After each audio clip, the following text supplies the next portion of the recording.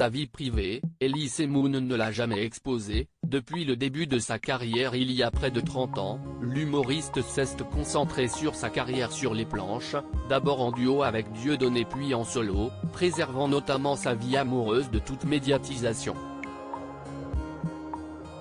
Désormais devenu réalisateur des 2 derniers volets de la franchise du Cobu, l'homme de 59 ans a décidé d'ouvrir une petite part de son jardin secret.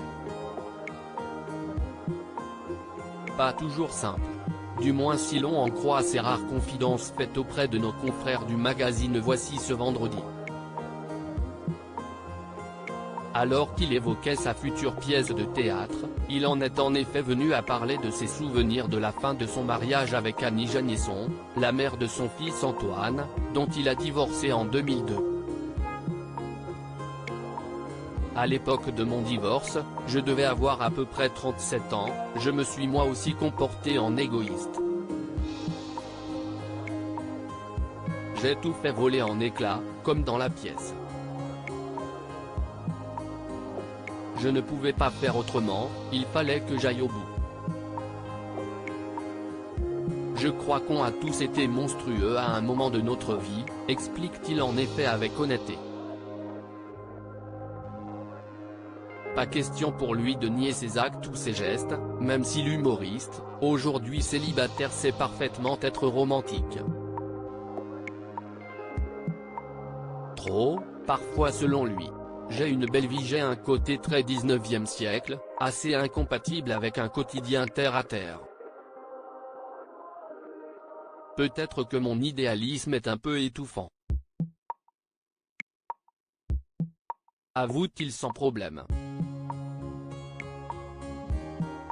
D'ailleurs, il explique même dans l'interview que son premier roman, Compter jusqu'à toi, est dédié à une femme, à un amour perdu.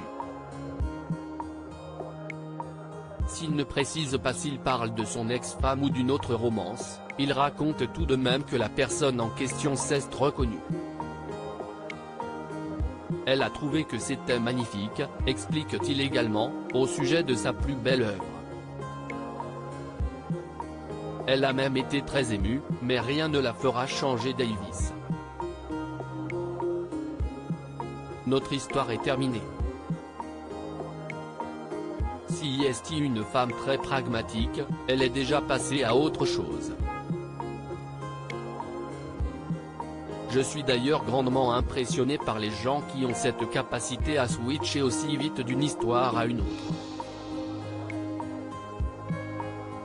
Je trouve ça très violent.